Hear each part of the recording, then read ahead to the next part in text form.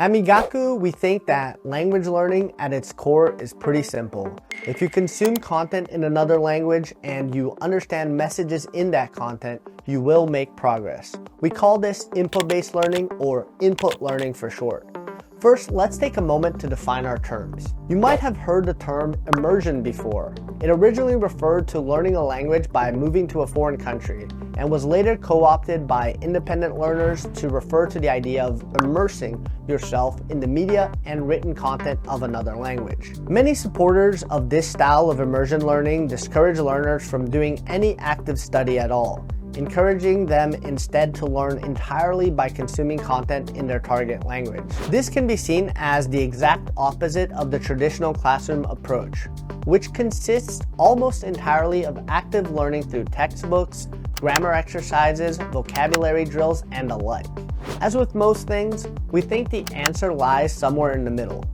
We've already talked about why the classroom approach is problematic, but that doesn't mean that formal learning materials should be completely avoided. People who try to begin learning by consuming content from day one often find the experience to be extremely frustrating because the content is completely incomprehensible to their complete lack of preparation for interacting with their target language. This is understandable. It's unrealistically to expect to understand a language that you know nothing about. For this reason, at Migaku, we advise learners to start by first learning the most frequently occurring vocabulary words and grammar points of their target language. With around 1,500 of the most common vocabulary words and a few hundred of the most common grammar points under your belt, content that was initially totally inaccessible will suddenly become quite approachable. In fact, after learning them, you will know roughly 8 out of 10 words that you come across in any given piece of content. Focusing first on learning these common words and grammar patterns that make your target language intelligible is not only a far more efficient process than trying to consume content from day one, but it is also a lot more comfortable. Given this difference in philosophy, we refer to our approach to language learning as input-based learning, or input learning, instead of immersion learning. Whether or not you're already fully on board with the idea of input learning yet, I think we can all agree on something. Long term, your goal in learning your target language is to become able to understand virtually every sentence you come across. And you'd like to be able to understand things you see or hear almost instantly as well, just as you do in your native language. And of course, you'd like to be able to fluently and confidently write and speak in your target language. And while it's great and appropriate to have an ambitious goal like that, the thing is, you have to start somewhere. So where should you start? As we said, we think it's a good idea to start by learning some common words and grammar points. And we don't recommend trying to write and speak when you're just starting out. You just haven't learned enough of your target language yet to be able to make effective progress in these skills. That being said, we make a distinction between outputting, again, that's writing and speaking, in a social setting, and outputting with the specific goal of improving language ability. Go ahead and output in social settings if you enjoy doing so, but know that you will not make a lot of progress in improving your outputting skills until you've learned a lot more words and grammar and have become very familiar with your target language. Our passive vocabulary will always be far more advanced than our active vocabulary, and this is true at any point in the learning process, and also in our native language. Pragmatically speaking, it's not very useful to know how to ask someone for directions or how their day was if you can't understand what they say back to you. So let's say you accept the suggestions to first learn the most common words and grammar, then to focus on input. What exactly should you do once you've already learned those first 1,500 most common words and those few hundred most common grammar patterns, and can therefore largely understand 80% of the words you come across?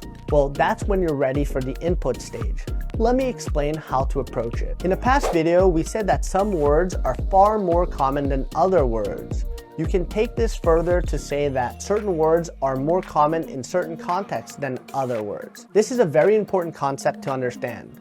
You're always much closer to understanding a specific media or genre of content in your target language than you are to understanding the language as a whole. Each medium, be it a book, movie, or TV show, has its own style. For example, you'll see "he nodded" written a lot in books, but you won't ever really hear that said aloud in a movie because you will simply see the character nod instead. Each genre, be it fantasy, horror, or romance, has its own key vocabulary. The words wand and enchant may appear frequently in a fantasy novel or film, but you'll probably never see them in the finance section of a newspaper. Even authors have their own particular vocabulary choices. For example, Nabokov, a famous Russian-American novelist, used the word mold 44 more times than it occurs in the English language as a whole. While it's going to take a very long time to master any language, it won't take nearly as long to reach a point where you can comfortably read books of a specific author or understand a specific genre of media, especially if you are guiding your own learning and making a specific point to learn the words that come up in that specific type of content that you've chosen to focus on. The first Harry Potter book contains just over 4,000 words. If you jump right into that after finishing your Migaku Academy course, it'll be a challenge. But by the time you finish the second book, you'll have learned most of the Harry Potter series key vocabulary, J.K. Rowling style, and really start enjoying yourself as well. As you read the rest of the books in the series, they'll get easier and easier to understand as you go. By the time you finish the series, you'll be very well equipped to read more fantasy books and will have built a solid foundational reading ability in your target language. Now let's say that after spending some more time with other fantasy books and films, that you want to move on to thriller or horror books and films next. Well, a lot of the words, although not all of the words you learn from the fantasy genre, will inevitably appear in these genres and mediums too. So when tackling this new thriller and horror content, you will just need to focus on its new key vocabulary to begin making headway in understanding it. The great thing with input learning is that your interest can be used as a compass to decide what you want to learn next, and each time you change to a new genre, the learning curve for it will be easier and easier. This is because more and more of the vocabulary, grammar, idioms, and expressions that you've learned from other genres will recur in the new genre you're tackling. This, at its core, is what input learning is. You tackle one genre you enjoy, learn its key vocabulary, then move on to another genre of interest. You simply repeat this process until you've acquired an intuitive understanding of your target language as a whole.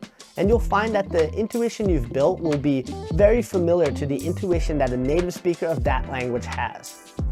And although the input stage never really ends, once you've built this strong intuition and comprehension ability by repeatedly learning from genres of interest, you'll be well prepared for the output stage and to begin making huge strides in improving your writing and speaking abilities. We'll talk about the output stage of the learning process in a video much later in this series, so be sure to check it out if you're interested. Input learning is about dividing and conquering.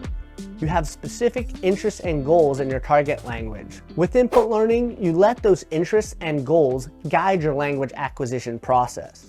As always, if you have any questions, feel free to leave them in the comments below. Otherwise, see you in the next video.